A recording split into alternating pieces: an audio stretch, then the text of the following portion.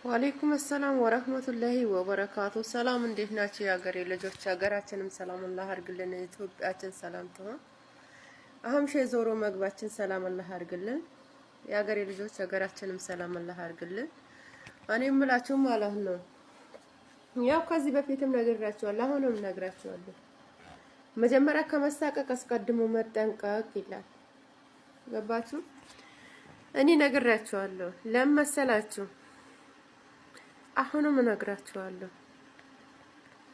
ለምን አሞኝ ታመም ድረሱልኝ፣ ታመማለሁ እንደዚህ ብሉኝ ከምላችሁ ማለት ነው በቁመና እያሉ ርዱኝ ብላችሁ ቀለኛል። ችግር ያው የጋራ ነውና ችግሬን ተካፈሉኝ ብዬ ነው የመጣሁት። ያው ተከታታይ ቪዲዮ ሰርቻለሁ። እንግዲህ አሁንም እሰራለሁ። መሰራው ለምንድን ነው ይሄንን መሰራው የተገደድኩት?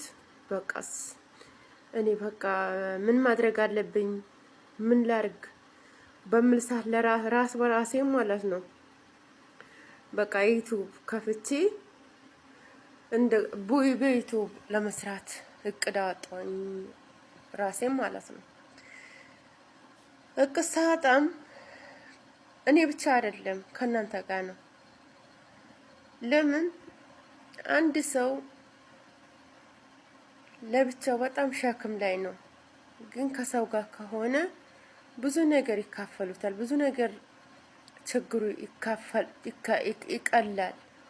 ግን ብቻ ለብቻ ችግሬን አቃለዋለሁ ብል ይሄው ስንት ዓመተ ምህረት ነው፣ ግን ችግሬ ሊቃለልልኝ አልቻለም።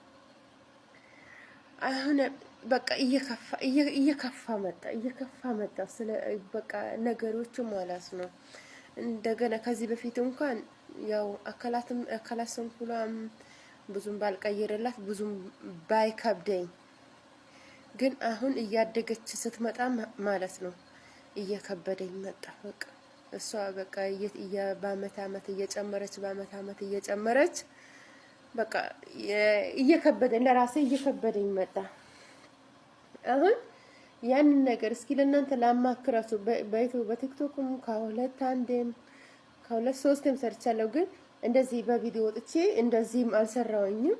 ያው የሰራሁትን ቪዲዮዎች ዝም ብዬ ነው የሰራሁት ማለት ነው።